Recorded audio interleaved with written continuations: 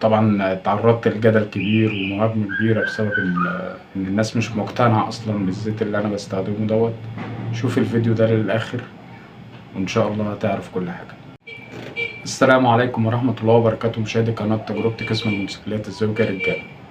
لو عايز تعرف الزيت اللي أنا بستخدمه دوت بدأت استخدمه ازاي وايه اللي حصل وخلاني عرفت الزيت اللي أنا بستخدمه دوت نوعه ايه ومواصفاته ايه.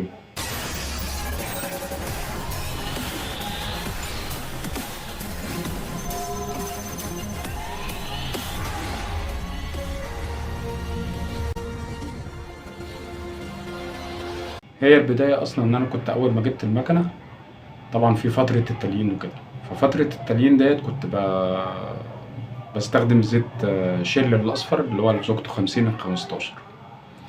فكان ساعتها لسه الغلو بتاع الأسعار ده ما حصلش وما زادش قوي كده يعني، فكنت بستخدم زيت الشيل الأصفر إن زوجته حلوة وزيت محترم جدا جدا.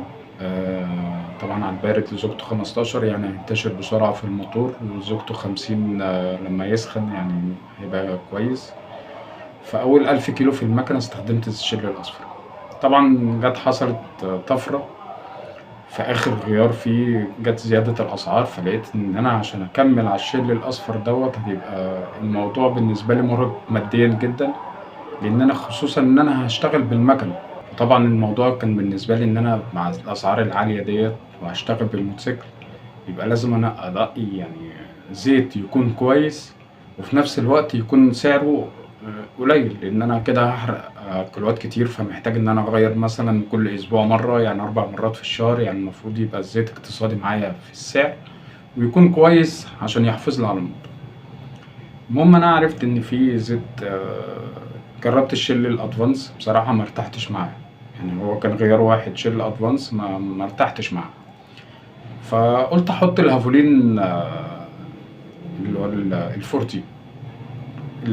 رحت طبعا مركز من مراكز الشيمي للزيوت، ده جنبي هنا، فدخلت عليه فبقول له محتاج غيار زيت هافولين الفورتي. انا ما كنتش لسه بقى اعرف بقى موضوع الفورتي والدنيا ايه والحكايه، فسمعت ان ده زيت للموتوسيكلات، سالت على السعر لقيت سعره معقول ورخيص جدا وجميل وقلت اجرب. فطبعا الناس عارفه يعني الهافولين الفورتي فيه علب عبوه اهي، دي الهافولين الفورتي. العبوه بتاعته حمرا. فهو المشكلة إن الولد دوت، طبعا المكنة كانت سخنة، فقلت له أنا هسيبها لك 5 دقايق عقبال ما المكنة تهدى وهات لي فورتيه هافولين. في قهوة جنب المركز كده، دخلت قعدت على القهوة طلبت كوباية قهوة، لقيته جاي عليا جري ولقيته ماسك علبة هافولين، بس الهافولين اللي هو الفورميلا، يعني الهافولين الفورميلا ده زيت 5000، وبرضه كان التيكت بتاعه أحمر برضه. فهو اتلخبط، بدل ما يفتح الهافولين الفورتي فتح اللي هو الهافولين الفورمال، فجايب لي العلبة مفتوحة، فقال لي بص حضرتك أنا غصب عني والله واتلخبطت وفتحت ديت، وفرق السعر دوت أنا هدفعه من جيبي، بس أنا قلت قبل ما أحطها يعني أقول لك وكده. فقلت له لا مفيش، والخير فيما اختار الله، أنت خلاص أنت محتاج كام على الفلوس. كان الفرق حوالي بسيط يعني مش كتير. فقلت له توكل على الله. هو حط الهافولين الفورميلا، المفروض الزيت دوت 5000 في المكنة. فجربت المكنة مع أول مشوار ليا، يعني الكلام ده كان آخر النهار، تاني يوم الصبح اشتغلت بالمكنة، بسم الله ما شاء الله لقيت فرق شاسع. أداء الموتور عالي جدا، التسارع زاد، صوت المحرك بقى ناعم جدا جدا جدا. مش عارف أقول لكم، يعني حسيت إن أنا فلوسي ما راحتش في الأرض، مع ان كان ساعتها لسه يعني كان الكيلو دوت حوالي، يعني مش عارف حوالي كان 90 جنيه ولا 100 جنيه الفورميلا، كان لسه الدنيا برضو رخيصة. فانت متخيل مثلا ان زيت يبقى لزوجته جميلة، صوت المحرك بقى ناعم، مجرد ضغطتك على البنزين تلاقي الموتور التسارع بتاعه يزيد والأداء بتاعه يبقى كويس، واستجابة الموتور ليك سريعة، كأنك مش عايز أقول لكم يعني، يمكن الناس الركيبة هي اللي هتفهم الكلام دوت.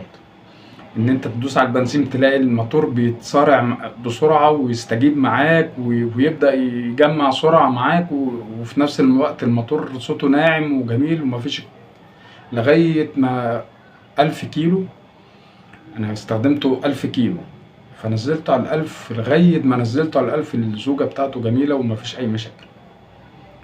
فطبعا بسبب غلو الأسعار اللي كان حصل في الوقت ده، وزود الشيل الأصفر، رفع كمان الهافولين كان رفع برضو ساعتها. فلما جيت أستخدم الهافولين ال5000 لقيت بيقول على الجيركن إن هو زاد برضو سعر. فطبعا رفعت الأسعار دي خلتني إن أنا مش هعرف طبعا أستخدم الفورميلا ال5000. فقلت له طب في زيت تاني نفس السعر؟ فقال لي موجود الهافولين برضو بدل الفورميلا ال5000 في الهافولين 3000 اللي هو العبوة بتاعته ديت. فقلت له يعني هو نفس المواصفات؟ قال لي تمام، توكل على الله. بس ده مشكلته ان كان ساعتها مفيش كيلوات، يعني هو العبوة كلها على بعضها كده 4 لتر وعليها لتر هدية، فيعتبر 5 لتر. فال5 لتر كانوا ساعتها ب200 وحاجة، 240 245 في الحدود دي. فلما تيجي تحسب الخمسة 5 غيارات، يعني مكانش الغيار ساعتها كان مكمل حاجة و40 جنيه. فطبعا الموضوع دوت بالنسبة لي كان مساعدني جدا إني شغال بالمكنة. الزيت ده محترم جدا، بينزل على 1000 كيلو واللزوجة لسه موجودة فيه. فطبعا كان موفر معايا جدا إن أنت تنزل 1000 كيلو واللزوجة لسه موجودة فيه بسعر كويس جدا جدا بالنسبة للزيوت التانية.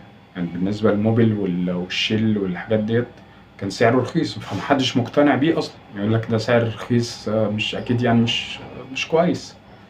بس أنا استخدمته ولقيت إن بسم الله ما شاء الله اللزوجة بتاعته لغاية بنزله على 1000 في الصيف، وفي الشتاء بيوصل ل1100 و1200 يعني. بس أنا مبزودش عن كده، عن 1200 في الشتاء بصراحة. ما جربتش حتى يعني، خوفا عن المحرك ما بزودش.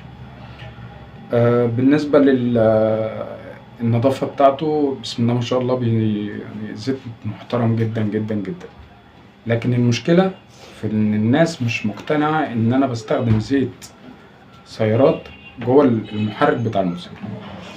بس هي المشكلة يا جدعان والله إن قبل ما تطلع الزيوت الفورتي إحنا كنا بنستخدم زيت إيه؟ يعني الناس اللي كانت ركيبة من زمان، من 2006 و2005 و2003 أول ما الموتوسيكلات الصيني بدأت تخش مصر، كانوا بيستخدموا زيت إيه؟ يعني كانوا بيستخدموا موبيل وشيل العادي وزيوت تعاون وزيوت عادية. وكان الناس فيه بتقعد 5 سنين منهم 6 سنين و7 سنين ما بيحملوش مواتير، وكانوا محافظين برضو على المكن. فيا جدعان المشكلة إن إحنا حاصرين دماغنا في حتة معينة، وما عندناش للأسف. يعني في ناس كتير قوي الثقافة عندهم بتاعت الميكانيكا والمحركات والدنيا والزيوت وكده مش مثقفين فيها. فمجرد ما ميكانيكي يقول له معلومة فبياخد المعلومة بتلزق في دماغه خلاص شكرا، مش عايز يصدق أي حاجة تانية. هي المعلومة لزقت في دماغه كده وهو ماشي عليها كده. شيل تقيل حلو، هو شيل تقيل حلو خلاص أنا بستخدمه على طول. يا عم ما أنا بقالي معايا سنتين الشيل التقيل وبستخدمه مفيش أي حاجة. ماشي، ما انت مستخدمه مفيش اي حاجه، بس بدل الموتور ما هيقعد معاك 5 سنين 6 سنين ما تفتحش الموتور ولا تيجي جنبه. انت السنتين وفي السنه الثالثه تلاقي نفسك شكرا لازم تعمل عمره. هتلاقي التروس من جوه اتدمرت، هتلاقي البستم عندك حصل له حاجه. مفيش، لازم. اصل ما تقنعنيش ان الزيت تقيل ومش هيعمل حاجه في المحرك. لازم هيحصل مشكله بس بتبقى على المدى الطويل، وبتختلف بقى من واحد للتاني. يعني سواقتك كويسة مع الزيت التقيل العمر معاك هيشتغل شوية، يعني معمول هيتمد معاك شوية. لكن انت مثلا لو سواقتك وحشة وكمان بتستخدم زيت تقيل هتلاقي نفسك لأ لبست في الحيط بعد أول سنة مثلًا أو سنة ونُص، هتلاقي نفسك في مشكلة في الموتور ولازم تحل، طقم التروس حصل فيه خشونة، حصل مشاكل مش عارف إيه، فغصبٍ عنك لازم تحل. فأنت لمّا تيجي تستخدم مثلًا زيت كويس، إزاي تحكم على الزيت إن هو كويس؟ أول حاجة إن اللزوجة بتاعته تكون مناسبة للمكنة بتاعتك. تاني حاجة مهمًا قعد في الموتور أو مهمًا استخدمته لغاية ما يوصل لغاية 1000 كيلو معاك في الموتور، يكون اللزوجة بتاعته لسه موجودة. طبعًا إحنا عارفين في كتير جدًا يعني زي موبل وشيل أو في حاجات تانية توتال عادي.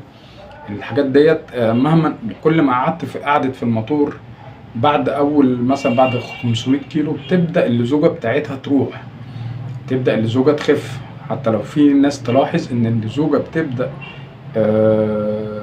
صوت الموتور يعلى ورنة التكيهات تزيد معاه بعد ال500 كيلو بعد 600 كيلو.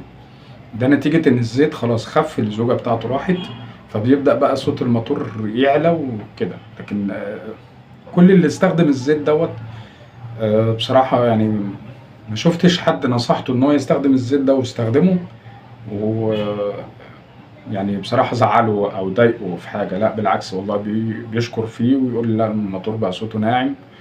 أول ملحوظة الناس بعد استخدام الزيت دوّة بتقولها، الموتور بقى صوته ناعم، التسارع زايد معاه، أداء المحرك بقى كويس معاه، اللزوجة موجودة لغاية ما بينزّل الزيت.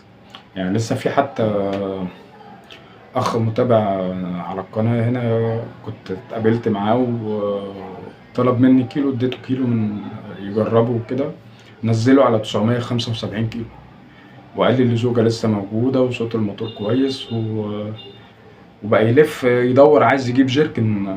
خلاص هو كده مش عايز يحط حاجة تانية، قال لأ هو المكنة ارتاحت مع دوّة فأنا عايز أخلّيه تبقى مرتاحة على طول. دي قصة الهافولين معايا عشان الناس اللي مش مقتنعة بإن أنا بالذات الهافولين العادي اللي هو ال3000 هو سعره دلوقتي 5 لتر حوالي 600 جنيه، وفي هو ال4 لتر ب520 تقريبًا. أنت مش مقتنع بالموضوع دوّة، عندك الهافولين الفورتيه برضه نفس المواصفات ونفس اللزوجة وفورتيه مكتوب إن هو مخصص للدراجات. هاته مادام أنت مقتنع إن أنت استخدام الفورتيه استخدم الفورتيه. عايز تبقى موفّر شوية واقتصاديًا وشغال بالمكنة ومحتاج توفّر في الفلوس سِنّة، هات الهافولين ال5 لتر. العبوة دي أنا جايبها أصلًا مش استخدمتها والله، ده أنا جايبها بس يعني باعاير فيها الكيلوات عشان في الغيار وكده يبقى كل غيار أعرف أنا حطيت قد إيه. فاللي مش مقتنع بالهافولين العادي عنده الهافولين الفورتيه، استخدم ده، استخدم ده. المهم إن أنت تستخدم حاجة تحافظ بيها على موتور الموتوسيكل، اللي هو المحرك. إحنا يعني في زمن دلوقتي قطع الغيار بقت غالية أوي، فأنت ما عندكش استعداد إن أنت تفتح موتور كل شوية أو تعمّر أو تعمل صيانة جوّه الموتور. فأنا عايزك بقدر الإمكان تحافظ على الموتور بتاعك. اللي عنده استفسار في أي حاجة أي تعليق أنا تحت أمركم في أي وقت. بالنسبة للزيت موجود في أي مركز من مراكز الشيم للزيوت لأن هو الوكيل المعتمد ليه لزيوت كالتكس. أنا بصراحة معرفش الفورتي دلوقتي سعره كام، بس يمكن كمان ملحوظة إن من ساعة محمد السيد صاحب قناة عدل الموتوسيكلات هو أخ وصديق ليا وأول ما شاف إن أنا بستخدم الزيت دوّة وشاف اللزوجة بتاعته كنت باعمل صيانة عنده وكده وشاف اللزوجة، فبدأ ينزّل منه يعني لو رُحت هناك هتلاقيه هو اللي بيستخدم الهافولين الفورتيه. حتى هو كان فترة قريبة حوالي 3 أسابيع كده كان منزّل فيديو عنه. فأي تعليق أي استفسار أنا تحت أمركم. ده بالنسبة لي أحسن زيت للناس اللي شغالة بالموتوسيكل. يعني عشان هيبقى موفّر معاه في الفلوس، هيقدر يقعد معاه جوّه الموتور لغاية 1000 كيلو بدل ما يجيب زيت ب150 وب160 الكيلو، ويقعد معاه لغاية 600 كيلو وينزله. فلما تحسبها كده يعتبر الغيار أو ال1000 كيلو واقفين عليه مثلا بأكتر من 250 جنيه. لا معلش، هو الغيار دوت لو جاب العبوة الغيار هيبقى واقف عليه ب120 ل130 على حسب العبوة اللي هيجيبها. لو جاب الهافلين الفورتي برضه هيبقى رخيص بالنسبة للزيوت التانية، وأحسن وأنضف للمحرك ولكل حاجة جوه المحرك. يعني بيحافظ على نظافة الموتور من جوه، بيحافظ على ورق الدبرياج، بيحافظ على كل مكونات الموتور من جوه، زائد ان اي رواسب بيزيلها من على الموتور. مش عارف اقول لكم ايه فيها، والله مش بعمل دعاية ليه ولا اي حاجة، بس بجد بجد بجد الزيت ده فوق فوق فوق المحترم. فربنا معاكم، ولأي حد شغال بالموتوسيكل كده ربنا يحفظكم، واشوفكم دايما بخير ان شاء الله. والسلام عليكم ورحمة الله.